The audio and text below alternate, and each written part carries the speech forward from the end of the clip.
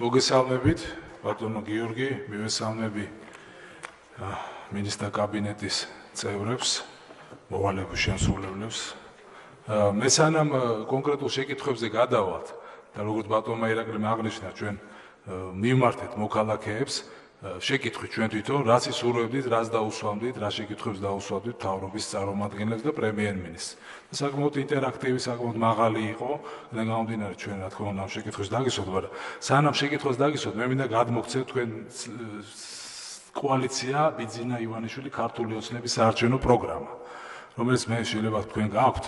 თუ არა გაქვთ იმედი იმას, რომ ეს თქვენი სამაგიდო დოკუმენტი გახდება იმისათვის, რომ სწორედ ამ დოკუმენტის მოვიდა ეს ხელისუფლებაში ეს ძალა კოალიცია დაწყებული სამართლიანობის პრინციპის აღდგენით, დასრულებული ტოტალური უმუშევრობის დამარცხებით. აქედან გამომდინარე მე იმედი იმას, რომ თქვენ ამ პროგრამას აუცილებლად დეტალურად გადახედავთ, ხვალამდე არ ვიცი რამდენი დრო გექნებათ, რომ ხვალ იქნება კონკრეტულად იქნება გაცეთ პასუხები, რა შესრულდა ამ პროგრამით და რა არ შესრულდა და რაც ვერ შესრულდება საერთოდ.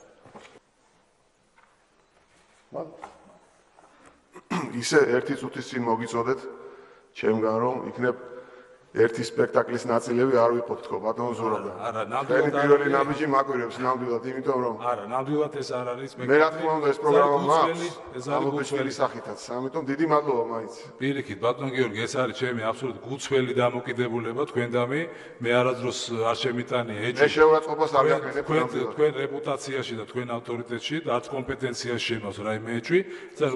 უბრალოდ ეს არის ჩვენს მიერ შემუშავებული დოკუმენტი მათ შორის და გულისხმდება, რომ საზოგადოება ძალიან უკმაყოფილოა დღევანდელი ხელისუფლების საქმიანობით და მის მიერ გაწეული საქმეებით. აქედან გამომდინარე, სწორედ ეს პროგრამა იყო საფუძველი იმისა, რა უნდა შეესრულებინა ხელისუფლებას და მართლა მაინტერესებს. მე თქვენ წინამორბედსაც არაერთხელ დაუსვი შეკითხვა და მიმართავდი საჯაროდ. აქედან გამომდინარე, აბსოლუტურად გულწრფელი იყო და პირიქით. მე არანაირი სურვილი აბსოლუტურად არანაირად არ მინდა მიიღოთ, რომ ეს იყოს რაიმე სპექტაკლი. ჩვენთვის მიუღებელია პირიქით ამ სტერეოტიპის დანგრევას ვთილობთ ჩვენ დღიდან ხელისუფლებაში ყოფნის პერიოდით და შემდეგ ოპოზიციაში.